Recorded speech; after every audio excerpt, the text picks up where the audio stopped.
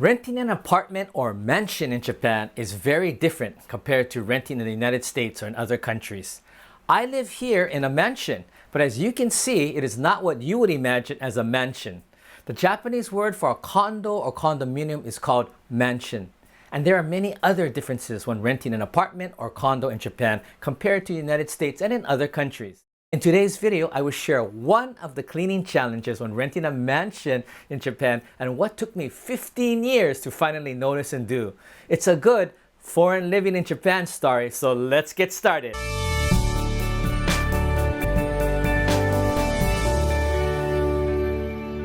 Hi, I'm Mike Matsuno, the man in Japan. I'm originally from Hawaii, a foreigner here in Japan, and I've been living in Japan for over 25 years.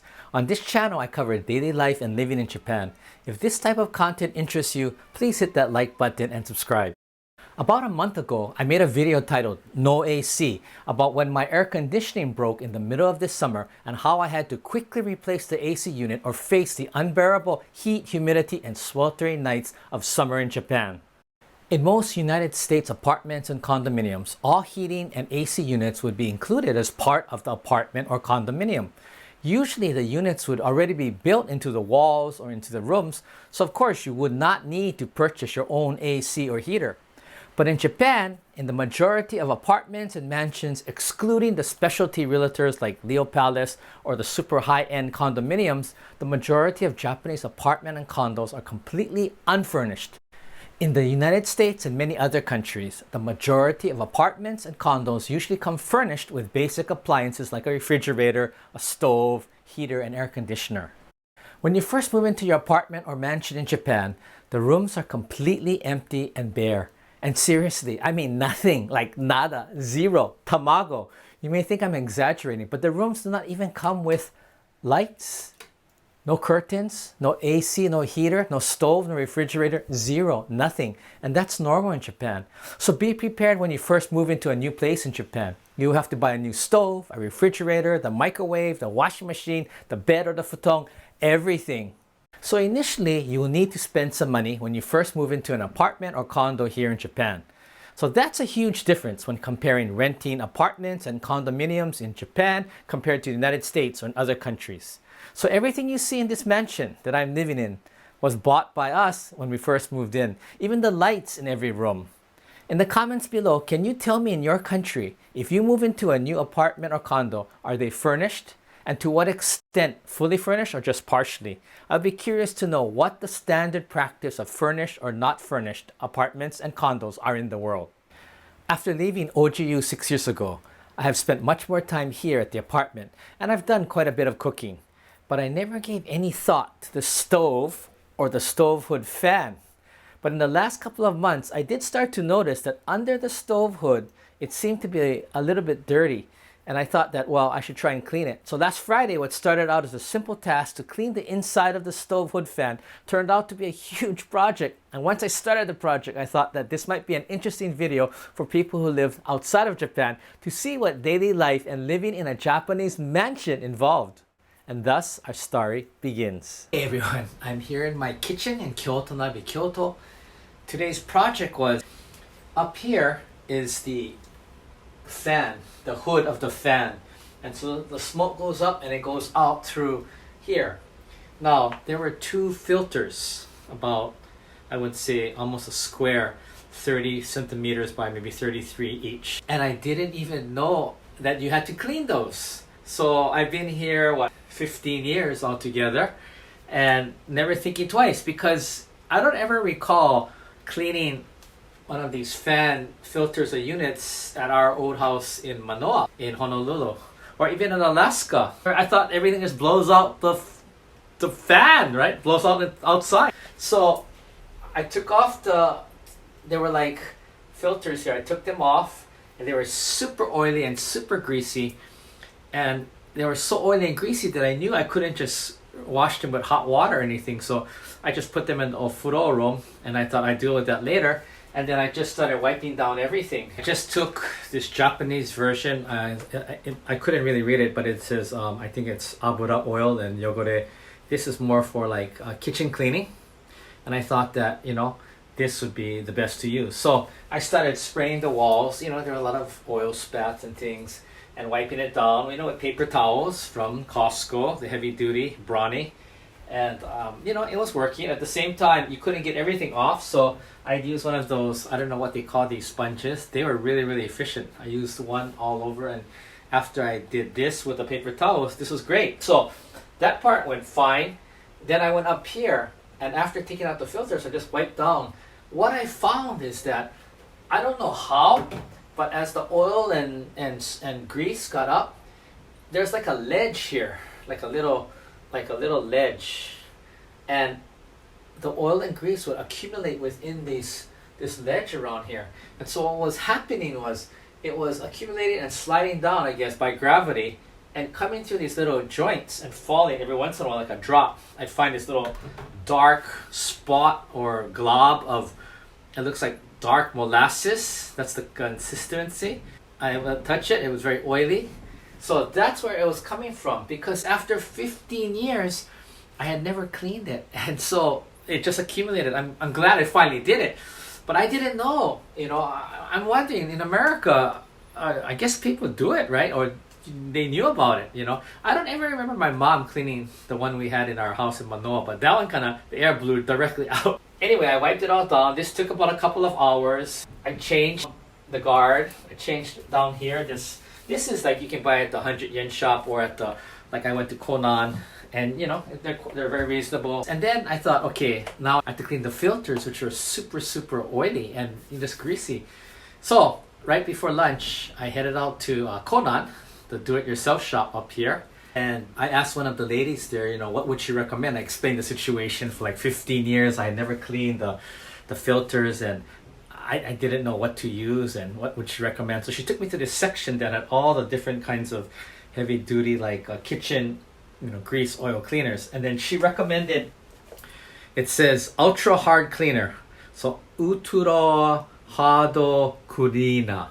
And she said that this is about 1,000 yen, $10. So I asked her, how often do Japanese, you know, really clean this filter? Because it's really kind of mendokusai, troublesome to kind of take it out and clean it. It's really oily and gucky, right? I mean, if you do it regularly, it's probably not, but like in my case. And she said they do it twice a year usually.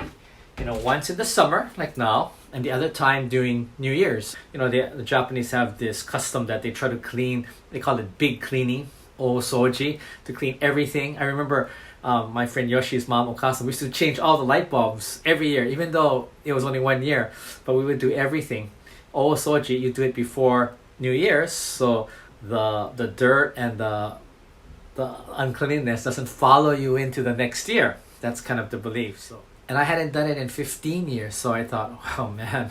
But again, you know, the first like 7 years when I was here and Stella was here, we were going back a lot to the United States, so we didn't cook that much here. And especially during the week, I was staying at an apartment close to OGU, so there was very little cooking here during that first maybe 7, 8, 9 years. It's only been since I left OGU, Osaka Gakuen University, that I have been cooking, and I do 3 meals a day here. So after I buy the ultra hado cleaner, the Indian restaurant is right around the corner. And so I walk in, and there's the guy who works there. He's from India, Mohsan. He's a kind of a friend now. So he serves me. I order mutton curry. It's 850 yen, and I try to go there as often as I can, you know, when I'm passing by. It's very reasonable for lunch. So I asked Mohsan after he served me, I said, Mohsan, you know, he has a professional kitchen, so how do you clean your filters and all? And then he started telling me he uses not this, but he went in the back and he took out, it's like brakes, you know, for automobile, car brake lube cleaner.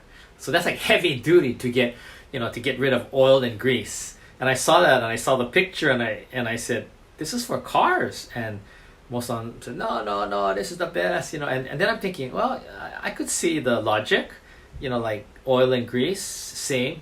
Maybe the component is basically the molecules or the DNA but you know, it's basically the same. I thought he bought it. He said, no, the owner who's Japanese bought it. So, you know, she must know. So that's what he uses. So I said, okay. And I showed him this, and he says, oh yeah, that's okay, you know, but the one that he had was better. But I wasn't so sure if I wanted to use brake oil and grease cleaner spray on the filter here. But I thought, okay, next time, I'll try it this time. So he said, this is fine. And then he gave me his recipe. It was, he says he does it once a month, and he uses what is called Haita. Haita is like a bleach. I used to think it was like just a light form of bleach, but I don't know. So he uses that, and he uses what's called magic cleaner. Magiku cleaner. And he says just, first spray it on and soak it in the Haita, which is the bleach. And then after use, this. And I said, wait, I didn't understand. I said, don't you use this first? Because this is the heavy duty. He says, no. After 15 years, it's already caked on. He says, you need to soak it for a couple of hours in the Haita, the bleach, and the magic cleaner. And I said, do I spray the magic cleaner on first and wait? And what do I do? He says, no, I just put it together. So that's a little, they always say don't mix chemicals. So I was a little bit wary, but I said, okay. So I came home and I thought I had magic cleaner, which I didn't. So I'm going to go back out to Conan and buy the magic cleaner to make sure I have his exact recipe, except this is a little different. But I think it's, this is lighter if anything. He has the heavy duty car, automobile, brake cleaner. The problem here at the apartment is that there isn't, any like large space or basin that's big enough to wash. The filter's not that big, but they're still oily and greasy, and I don't want to wash it in the ofuro, the bathtub, because that would make that, it would dirty the bathtub, and maybe I can't get the oil off. So I'm trying to improvise here. So I'm going to first go out to Conan, and then I'm going to come back, and then I'm going to set up the Mohsan recipe to clean the filters for this fan. Tadaima. Oh, so I made it back, went to Conan, got the goods, got Mohsan's recipe. So I went and I got Haita. Now, originally I was just going to use bleach that I already have here, because someone told me that Haita is just a watered down bleach, which would mean that the bleach would be more expensive, right? But the bleach was like 168 yen, about like $1.60. And Haita was almost double, was like 368 yen. So I thought, must be something special in the Haita. And since I'm doing this very special project that I cannot fail, the other thing I got was the Magiku Cleaner. Mohsan from India says, but he uses these two together on the first round, soaks it for 2 or 3 hours, and then he sprays it with the brake grease and oil remover fluid, and then he washes it. And he said it has to be in hot water when I first soak it in. So I'm gonna try and soak it now in the bathroom. I'm gonna wear goggles just in case, since I'm mixing the special Mohsan recipe, just in case anything explodes, that I at least protect my eyes. And maybe I should wear a mask just to prevent from the fumes or anything. Okay, so I'm going in.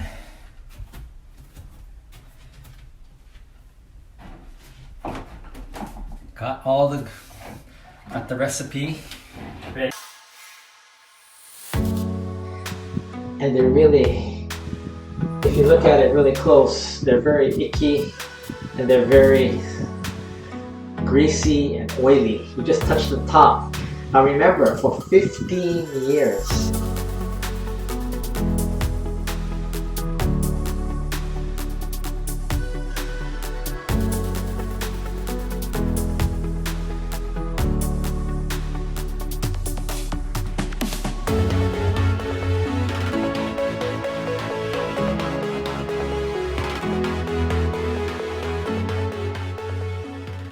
and then, right down here it says, do not mix.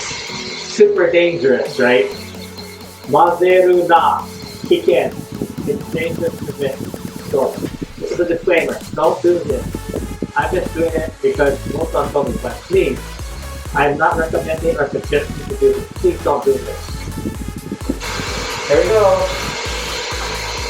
Okay. No explosion. If you're getting any value out of this video, please hit the like button and subscribe.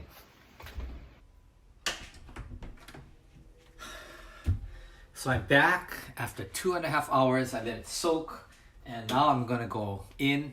I'm gonna drain the water from the filters, and it looks really thick and oily. So I'm hoping to try if I can carry it to the toilet, but that could be a huge accident if I spill. It might be easier just to pour it down the drain of the ofuro, the bathroom, but we'll see. So I'm gonna go in and we'll see how it goes. Oh wow. So that's the filters right there, if you can see. I don't know the original color, so I don't know if it was brown or white before. As we can see, I think they were actually like a screen. This side is still, this is the back, and this is the front. It's brown, so this is the grease. You know, as you can probably see. Set to use hot water again. So, part 2 of Mohsan's recipe.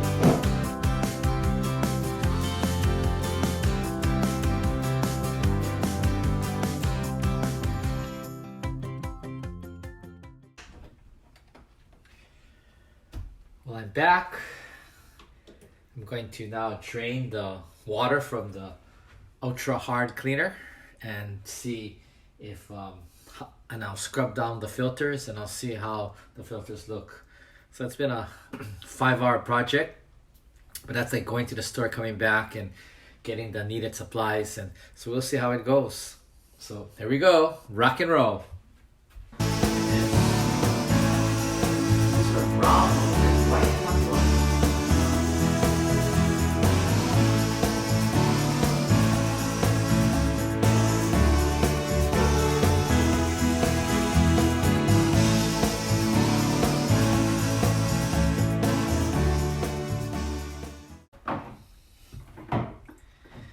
So I made it out.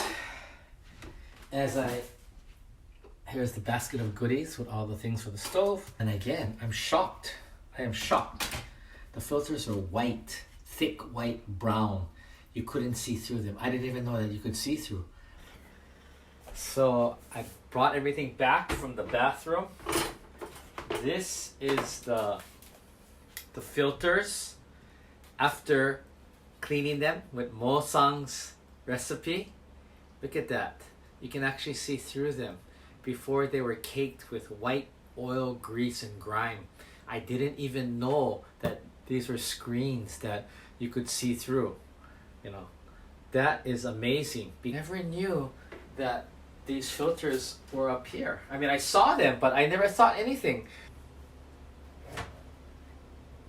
That's why they sit like up against the fan, and it catches everything here, and everything drips down into this ledge here. So this ledge then gets all the oil and grease, and by gravity it kind of moves down. Must still be a little oily. I know I cleaned this out, but it's still a little bit sticky and oily.